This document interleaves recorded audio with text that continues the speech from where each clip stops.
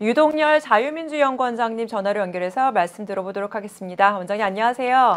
예, 안녕하십니까. 네, 청주 간첩단 이야기 계속 좀 해보려고 하는데 이 자주통일 충북동지회의 핵심 조직원인 조직원들이 충북 지역에서 오랫동안 민주노총 소속으로 노동운동을 전개해온 사람들이죠. 특히 예, 이 그렇습니다. 위원장 손모 씨는 민노총 핵심인 조직국장을 역임했다고요? 예, 예. 지금 이제 일부 청주 간접단 사건을 놓고 일부 언론에서 좀 허접하다. 그들이 뭐 도대체 한 일이 뭐냐라고 하면서 이 청주 간접단의 단원들을 네, 평가절하하는 분들이 계시는데 네. 이자들은 그 충북 지역에서 이미 이름이 정평이 나 있는 노동운동가들입니다. 아, 오랫동안 해왔기 때문에. 특히 네, 지금 이 영장이 개했던 그 충북 동지의 2인자인 손종표는 어떤 사람이냐면 그 민주노총 그 충북 지부에서 네. 총무부장하고 조직부장을 역임하고 서울에 있는 민노총 본부에서 네. 조직국장을 역임했어요. 아, 지금 운동권 단체나 단체 중에서 이 조직국장은 엄청난 자리입니다. 이 예. 민노총 전체 그 조직원들을 관리하는 자리이기 때문에 아무나 민주노총의 조직국장을 하는 게 아니거든요. 예. 결코 허접한 사람도 아니고 아, 충북 지역에서 오랫동안 노동운동을 한 사람들이다. 이렇게 보시면 되겠네요. 예. 네. 국정원과 경찰이 충북동지의 존재에 주목한 것은 1998년경부터라고요. 예, 그렇습니다. 이 1998년에 그 청주 간접단 똑같은 멤버들이 네. 그 새아침 노동청년회라는 그 노동운동 단체를 결성을 했습니다. 아, 그래서 이 새아침 노동청년회가 그때는 이제 간첩 혐의를 이제 본 게 아니라 국가보안법의 그 7조 3항에 이적단체 가입 구성죄가 있어요.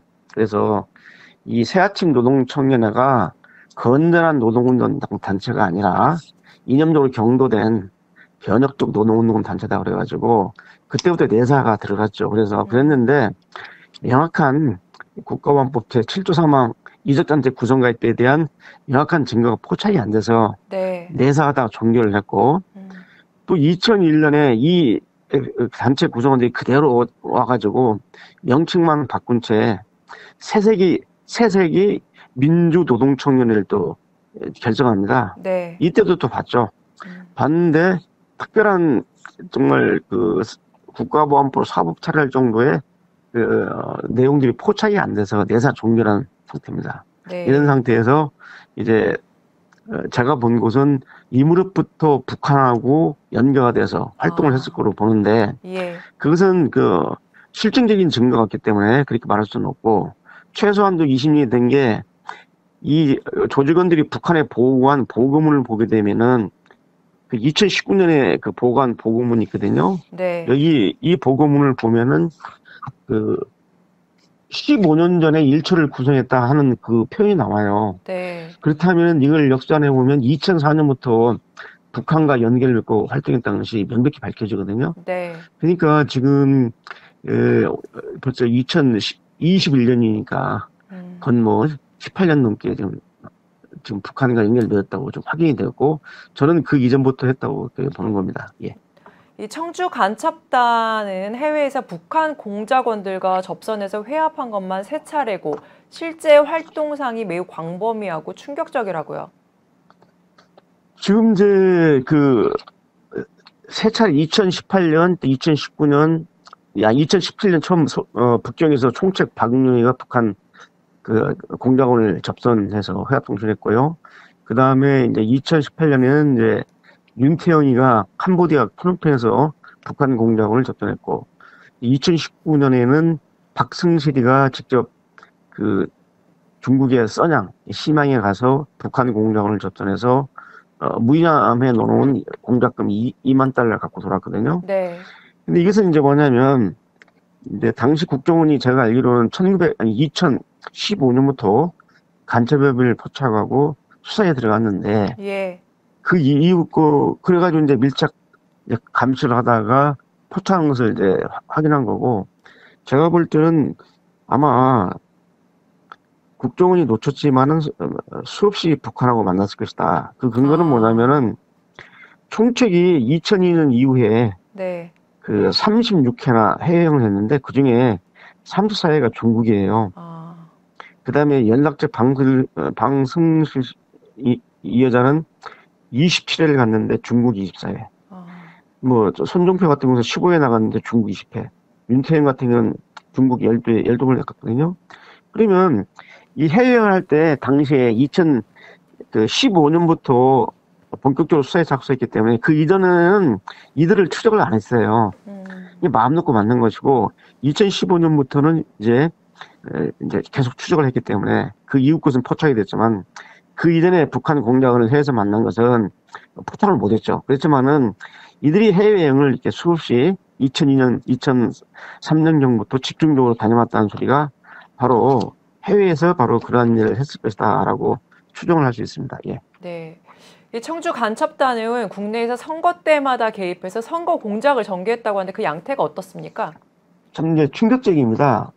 여러분들 첫째는 그 2017년 대통령 선거 때에는 뭐 이미 언론에 많이 나왔지만은 이 간첩단 4명 전원이 아, 문재인 대통령 후보의 캠프에서 특보로 활동을 했거든요. 네. 그래서 충북 쪽에서 기자회견을 하면서 문재인 후보의 당선을 위해서 하겠다는 다짐하는 기자회견이 됐고요. 실제로 충북 쪽에서 많은 활동을 했습니다.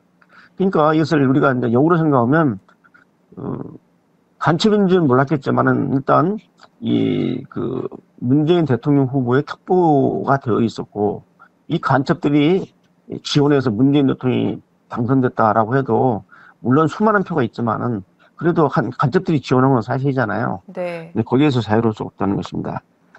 그리고 이제 네. 2020년 작년 그 4.15 총선 있잖아요. 아, 이 총선을 위해서 북한이 이미 1년 전에 그 21대 총선 관련 전속 활동 방향이라는 지령을 내립니다. 이때가 2019년 6월 20일 날 내려봤어요. 네. 그래서 2020년 그 총선에 대한 활동 지침을 이미 내린 바 있고 네. 그 이후에 약 한 8차례 계속 진행이 되옵니다. 근데 이제 심지어 제가 이 내용은 뭐냐면 보수 세력의 재집권策동을 분쇄하라. 그리고 이 적폐 세력을 미래통합당 후보들을 적폐 세력을 몰아서 낙선시키고 미래한국당을 적폐정당으로 규정해서 지지율을 하락시켜라. 그러면서 진보 민주 개혁 세력의 재집권을 위해서 수행해야 된다 이렇게 나옵니다. 여기서 말하는 진보 민주 개혁 세력이 어떤 정당이냐면 말씀을 안 들어도 알 겁니다. 이런 식으로 지령이 내려왔어요. 근데 재밌는 것은요, 4월 15일 날 북한이 4월 15일 날 이제 그 4.15 총선이 실시되는데 10일 전에 지령문이 내려가가지고 특정 정당 후보를 낙선시키라고 하면서 네. 그 지령을 내립니다. 4월 15일 날 그 선거가 됐는데 총선 결과가 발표된 즉시 총선과 관련되는 이러한 총선 결과에 대한 지역 민심이라든지 총선 이후의 지역 정치 정세 전망에 대해서 종합해서 4월 17일까지 북한에 보고하라. 그래서 이틀 후에 바로 보고하라고 이렇게 지령문이 내려갔어요. 네. 이게 마지막 순간까지 북한이 아주 발악을 한 거죠. 예. 근데 이것은 청주 간첩단만 적용된 게 아니라 네. 이제까지 적발된 간첩단들을 보면은 우리나라 권력 개척이 대통령 선거라든지 국회의원 총선거라든지 지자체 선거 때는 아주 일상적으로 국내에 있는 간첩망한테 이런 식으로 선거에 개입해서 공작을 하고 지시가 내려왔는데 청주 간첩단도 예외가 아닙니다. 그래서 이런 활동을 했다는 것이 이번 지령문에서 밝혀졌죠. 예. 근데 도대체 어떻게 청주 간첩단은 어떤 연결고리를 통해서 이 문재인 후보의 특보가 될 수 있었을까요? 근데 그 점을 바로 수사를 해야 됩니다. 이 지금 이제 그 USB에 압수한 USB를 풀어보니 이제 북한에 보고하고 또 북한한테 지령을 받은 게 84건이 발견됐는데 네. 여기에 등장하는 정치권 인물들이 30여 명이 넘습니다. 그러면은 자 최소한도 이 간첩단이 지난 2017년 대통령 선거 때 특정 정당의 특정 후보의 특보가 됐기 때문에 어떻게 해서 이 특보가 됐는지 네. 캠프 관계자를 소환해서 특보로 위촉될 수 있던 그러한 그 배경을 조사하는 게 대공사의 ABC인데 지금 소환 조사를 못 하고 있죠. 아, 저는 이렇게 주장합니다. 앞으로 문재인 대통령이 퇴임을 하면은 문재인 대통령도 조사를 받아야 됩니다. 지금 현역 대통령은 민형사상 소출, 형사소출을 안 당하기 때문에 지금은 소환이 안 되지만 퇴임 이후에는 이들 간첩단을 어떻게 알게 됐는지, 이들 간첩단이 어떻게 후보로 특보로 됐는지에 대해서 조사를 해야 되고, 아, 그 다음에 지금 그 더불어민주당 지금 현재 집권 여당의 대표인 송영길 의원도 네. 아시다시피 작년 10월 달에 국회에서 국회 외교통일위원장 할 때 이 네. 간첩단 내용을 면담했거든요. 10분, 20분이 아니라 거의 30분 만났어요. 만나가지고 통일반 명령을 갖다 북한에 100만 구를 보내준다고 하니, 운동을 하니 도와달라고 하니까 적극 지원하겠다고 하고, 같이 사진까지 찍어놓고 언론 기자들한테는 뭐 한번 와서 뭐라고 했는데 뭐 기억도 안 난다는 식으로 이렇게 얼버무리는데, 네. 송영길 당대표 소환해서 이들을 왜 만났고 무슨 지원 약속을 했는지에 대해서 조사를 해야 됩니다. 그리고 네. 지금 그 더불어민주당의 그 충북 도당 대표인 변모 의원이 있어요. 네. 현역 군의원입니다. 이 변모 의원이 수차례 등장합니다. 이 기록문하고 보고문에. 그래서 이 변모 의원이 왜 이 간첩단을 만났는지, 또 충북 도당의 관계자들하고 또 민중당 충북도당 관계자들도 많이 만났어요. 이런 사람들에 대해서 다 소환해서 이 간첩과의 관계를 풀어야 되는데, 하나 저 형평성을 말씀드릴게요.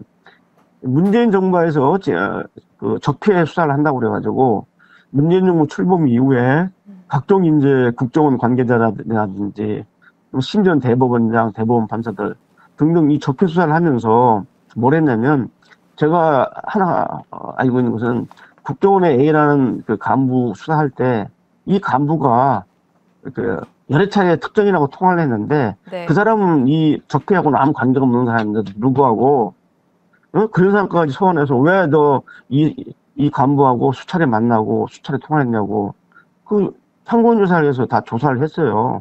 네. 또 그렇다면은 직접 적폐 사건하고 관련도 안 되는 사람도 통화했다는 이유로 불러다가 조사를 하는 판인데, 대한민국 안보를 유터리 까는 간첩, 이 간첩을 하고 수차례 만나고 북한 또 보고문에 기록문에 등장하는 이 인물들은 당연히 소환해서 이 간첩단을 알게 된 경위부터 어떤 일을 했는지, 무슨 일을 했는지를 다 발췌할 거 아닙니까? 네. 근데 지금 이게 정치권으로 수사가 확대가 안 되고 있기 때문에 지금 제가 강력하게 이 정치권 수사를 촉구하는 그런 그 광고를 지난주에 제가 문화일보도 냈죠. 네. 그 정치권, 청주 간첩단 열린 정치권 철저히 수사라고. 근데 지금 후속 수사가 진행이 안 되고 있습니다. 그러니까 문재인 대통령, 송영길 대표, 그다음 변모 의원, 민중당 의원들 앞으로 청주 간첩단과 관련해서 수사가 꼭 필요하다 이런 지적이셨고요. 예, 30여 명이 등장합니다. 네. 만났다 그 지령문에 또 보고문에는 30여 명의 특정 정당 관계자들이, 이 정치권 인사들이 언급이 되고 있기 때문에 거기에 언급되는 모든 그 정치권 관계자들은 다 소환해서 조사를 해야 됩니다. 내년 대선을 앞두고 현재도 지금 뭐 북한 지령을 받는 간첩들이 선거에 개입하고 있겠죠. 혹시 뭐 그거 아시는 부분이 있습니까? 아니, 지금 이 청주 간첩단한테도 벌써 지금 내년도 대선에서 지령문이 내려온 적이 있어요. 아, 그럼 어떻게 내려왔습니까? 이 2019년 6월 22일 날 그 내려온 지령문을 보게 되면, 네. 제가 읽어드릴게요. 다음 기 대선의 목표는, 다음 기라는 것은 바로 2019년이니까 이제 2007년 대통령 끝났고 바로 이제 2022년 3월 대통령 선거를 의미하는 거죠. 다음 기 대선의 목표는 촛불 환경으로 전취한 진보 민주 개혁 세력의 재집권으로 정하고 딱 나옵니다. 또 진보 개혁 세력들이 재집권을 할 수 있도록 실천 활동을 전개하라고. 벌써 지금 대통령 선거가 벌써 2년이나 남았는데도 불구하고 벌써 이렇게 지령을 하고 있어요. 뭐 이재명이나 이낙연 밀라는 뜻이네요. 예?